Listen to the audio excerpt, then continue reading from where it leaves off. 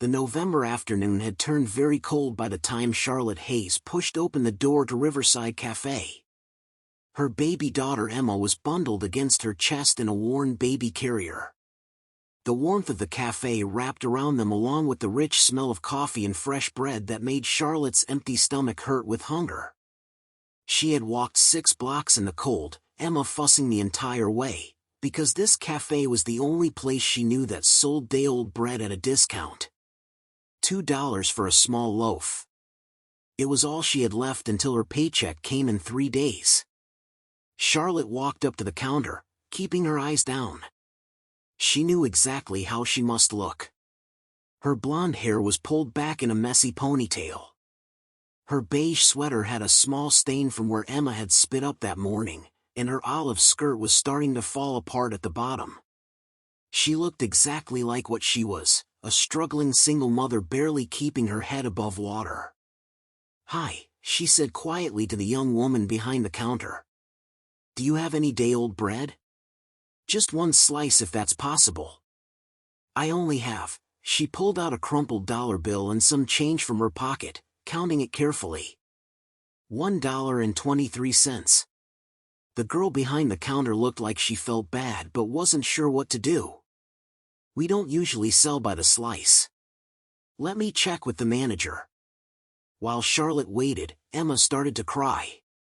It was that particular cry that meant she was hungry and tired and had reached the end of her patience. Charlotte bounced her gently, whispering soothing words, but Emma only cried harder. "Shoo, baby. Shoo. I know you're hungry.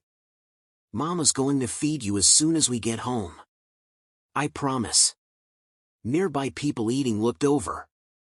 Some looked like they felt sorry for her. Others looked annoyed. Charlotte felt her cheeks burn with shame. She shouldn't have come in. She should have found somewhere else, anywhere else. "Excuse me." The voice came from behind her, deep and kind. Charlotte turned to find a man standing up from a nearby table. He was in his early 30s, wearing a charcoal blazer over a white shirt, with dark hair and hazel eyes that showed real concern. He looked successful, comfortable, everything Charlotte wasn't. "I'm sorry," Charlotte said automatically. "We're leaving." "I'm sorry she's so loud." "That's not what I was going to say." The man's smile was gentle. "My name is David Morrison, and I couldn't help but overhear." He pointed to his table where a half-eaten sandwich sat beside a laptop. "You look exhausted, and your daughter is clearly upset. Please sit down at my table. Let me order you some real food, not just a slice of bread. You can feed your baby, rest for a moment, and eat something that will actually fill you up." Charlotte stared at him, certain she had misheard. "I can't. I don't have money for." "I'm not asking you to pay," David said firmly but kindly. "I'm offering to buy you lunch. No strings attached. You look like you need it, and honestly, I'd like to help if you'll let me." Charlotte felt tears come to her eyes. She wanted to say no, wanted to hold on to what little pride she had left. But Emma was screaming now, and Charlotte was so hungry she felt dizzy. And this stranger was offering kindness when the world had been so cruel lately. "Why would you do that?" she whispered. "Because someone did the same for me once when I needed it," David said simply. "And because you're standing there trying to buy a single slice of bread while your baby cries, and that's not okay. So please, sit down. Eat first. We can figure out everything else later." Charlotte's resistance broke. She nodded, following David to his table. He held out a chair for her and she sank into it gratefully, adjusting Emma in her arms. "What can I get you?" David asked.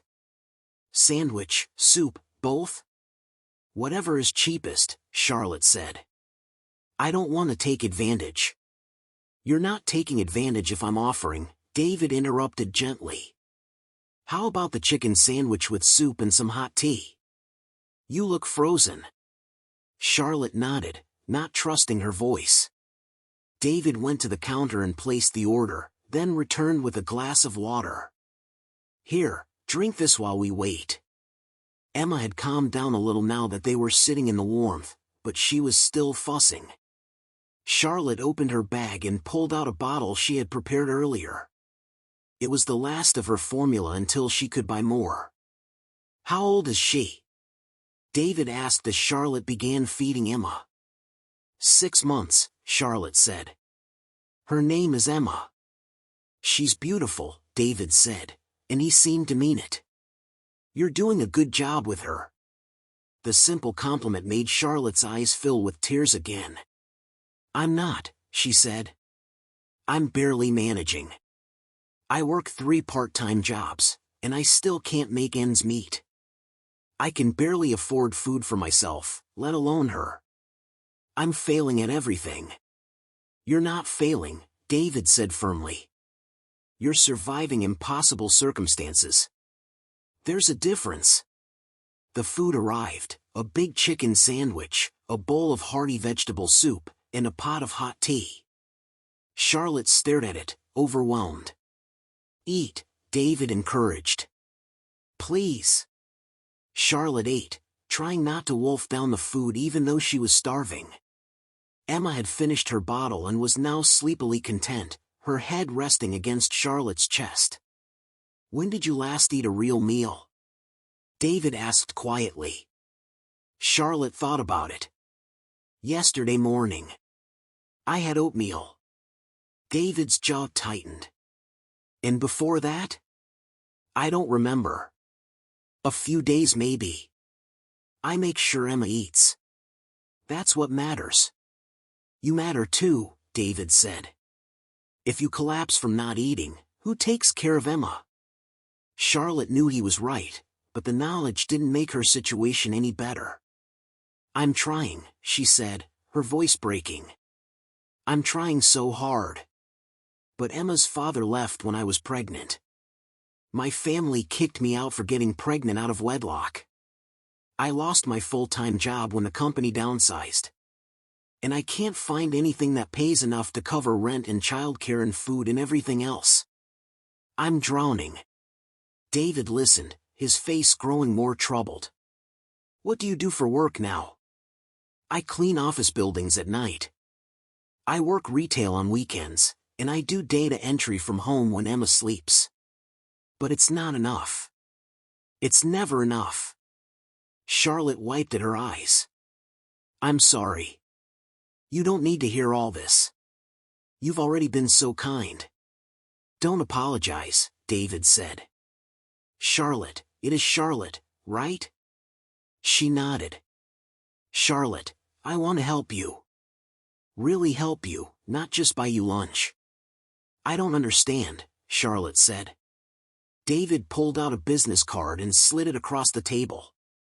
Charlotte picked it up and read, "David Morrison, CEO, Morrison Development Group." Her eyes went wide. Morrison Development Group was one of the largest real estate development companies in the state. This man wasn't just comfortable. He was wealthy. Very wealthy. "You're a CEO?" she asked. "I am," David confirmed. "But before that, I was a single father who struggled to make ends meet. My wife died when our daughter was 3 months old. I was working 2 jobs, trying to finish my business degree at night, barely surviving. A stranger bought me dinner one night when I was at my lowest, and he told me something I've never forgotten. The measure of a society is how it treats its most vulnerable members. You're vulnerable right now, Charlotte, and I have the means to help, so let me." "I don't want charity," Charlotte said, though the words felt empty even as she said them. "It's not charity, it's humanity," David leaned forward. "I run a large company. I need good people. People who know what it means to work hard, to struggle, to appreciate what they have. I'm guessing you have skills beyond cleaning offices and working retail." "I have a college degree in business administration," Charlotte admitted. "But I couldn't finish my last semester because I got pregnant and ran out of money." So I'm 6 credits short of graduating. 6 credits, David repeated. Charlotte, I want to offer you a job. A real job with benefits and decent pay, something you can build a career on. But first, I want to help you finish your degree. I'll pay for those last 6 credits. Then, when you graduate, you come work for me. Charlotte stared at him, certain this couldn't be real. Why would you do this? You don't even know me. I know enough, David said. I know you're trying to buy a single slice of bread to feed yourself while making sure your baby has formula. I know you work 3 jobs. I know you haven't given up even though you have every reason to. That tells me everything I need to know about your character. But what if I fail? Charlotte whispered. Then we adjust, David said simply. Charlotte, I'm not offering you a miracle. I'm offering you a chance, a hand up, not a handout. You'll still have to work hard. You'll still have to show up. But you won't have to do it while starving or wondering how you'll feed your daughter. Charlotte looked down at Emma, who had fallen asleep against her chest. She thought about the tiny apartment they lived in, the bills she couldn't pay, the constant terrible fear that she would lose everything. And she thought about this stranger who told her to sit down and eat first, who had seen her at her lowest and offered not pity, but opportunity. Okay, she said softly. Okay, yes. Thank you. David smiled. Good. Finish your lunch. Then let's talk about the details. Over the next hour, David explained his plan. He would pay for Charlotte to finish her degree through online classes, which would take about 1 semester. During that time, she would work part-time as an administrative assistant at Morrison Development Group, with flexible hours that worked around her school schedule and Emma's needs. The company would provide health insurance for both Charlotte and Emma. Once she graduated, she would move to a full-time position in the company's HR department. We need someone who understands what it's like to struggle, David explained. Someone who can develop employee support programs with real empathy. I think you'd be perfect for it. I don't know what to say, Charlotte said. This is too much. It's not too much. It's what's right. David paused. Charlotte, I meant what I said earlier. Someone helped me when I needed it, and that kindness changed my life. It allowed me to finish school, to build my company, to give my daughter a good life.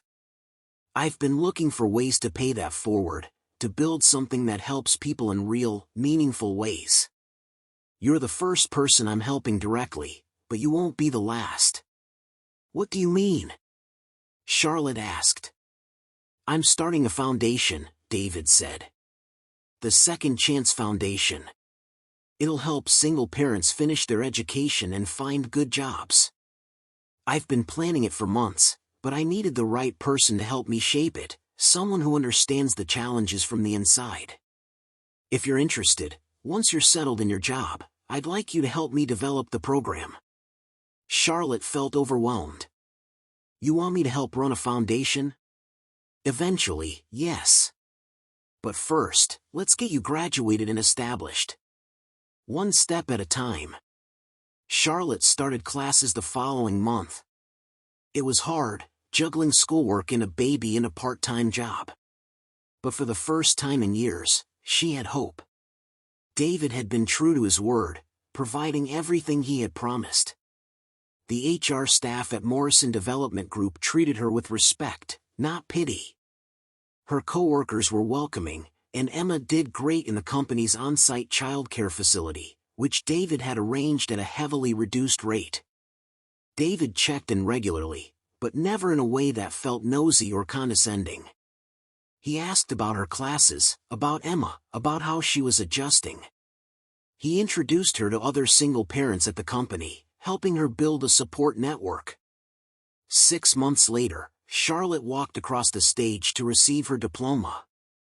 David was there in the audience, cheering loudly with his own daughter, a 7-year-old girl named Melissa, beside him. Emma, now 1 year old, was in the company childcare director's arms, clapping along with everyone else. After the ceremony, David walked up with a huge smile. "Congratulations, Charlotte. I'm so proud of you." "I couldn't have done it without you," Charlotte said, tears streaming down her face. "You absolutely could have," David corrected gently. "It would have taken longer and been harder, but you would have found a way. You're one of the strongest people I've ever met. I just helped you get there faster." Charlotte moved to her full-time position in HR, and she threw herself into the work with passion. She understood the struggles of the company's lower-paid employees because she had lived them. She fought for better wages, better benefits, better support systems. And she helped David develop the Second Chance Foundation into something truly life-changing. The foundation provided grants for single parents to finish their education, job placement help, cheaper childcare, and ongoing mentorship. In its first year, it helped 35 people. By the end of the second year, that number had grown to over 100. Charlotte told her story at the foundation's first major fundraising gala, standing at a podium in an elegant green dress that still felt strange on her.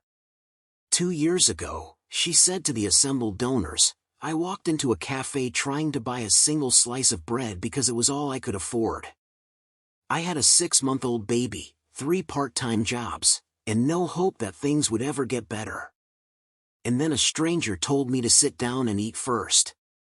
He didn't just buy me lunch. He bought me time. Time to finish my education, to build a career, to become someone I could be proud of. That stranger is David Morrison, and because of his kindness, my daughter Emma will grow up with opportunities one never had." The Second Chance Foundation isn't charity. It's recognizing that sometimes people need a hand up, not a handout. It's the belief that everyone deserves the chance to succeed if they're willing to work for it. The gala raised over $2 million. 3 years after that day in the cafe, David asked Charlotte to join him for coffee. They had become close friends over the years, their daughters playing together regularly, but something about his invitation felt different. They met at Riverside Cafe, the same place where they had first met. David had reserved a corner table, and when Charlotte arrived with Emma, now 3.5, he stood to greet them with a smile. "This feels important," Charlotte said as she sat down. "Are you firing me?" David laughed. "The opposite, actually. I'm promoting you. I want you to be the executive director of the Second Chance Foundation full-time. It's grown beyond what we expected, and it needs someone dedicated to running it, someone who understands its mission from the inside, someone like you." Charlotte's eyes went wide. "David, that's incredible, but what about HR?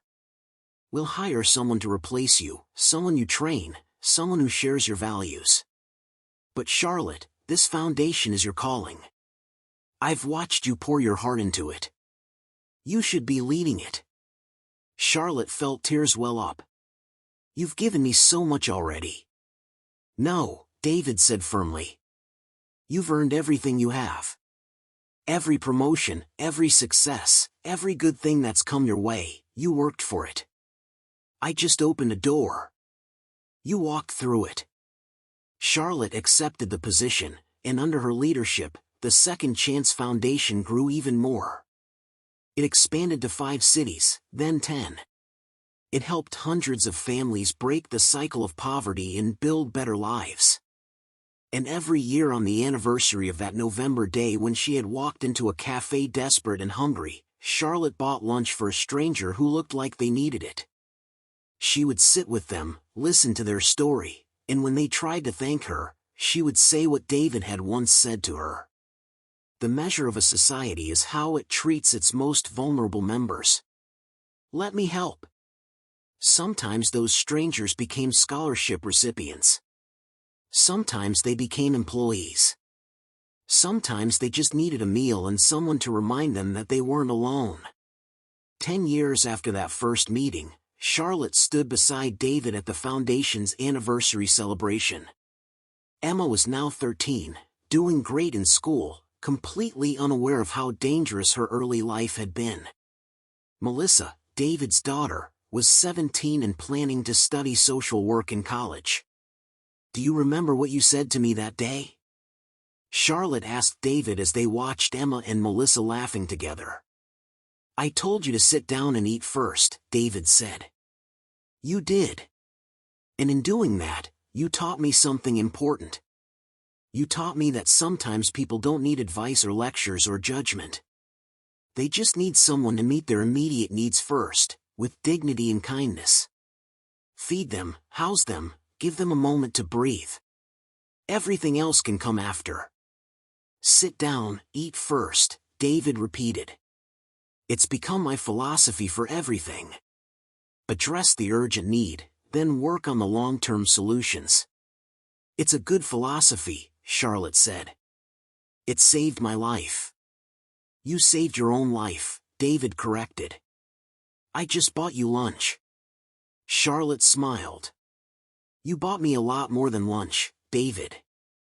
You bought me hope, and hope is what makes everything else possible." Years later, when Emma was applying to colleges and writing her admission essay, she asked her mother about the story she had heard many times, about the day a stranger had changed their lives. "What made Mr. Morrison help us?" Emma asked. "Why did he care about some random woman in a cafe?" Charlotte thought about the question carefully. "I think it's because he understood what it meant to be desperate and alone. He had been there himself. And I think he believed that we're all connected, that helping one person creates ripples that spread far beyond that one moment."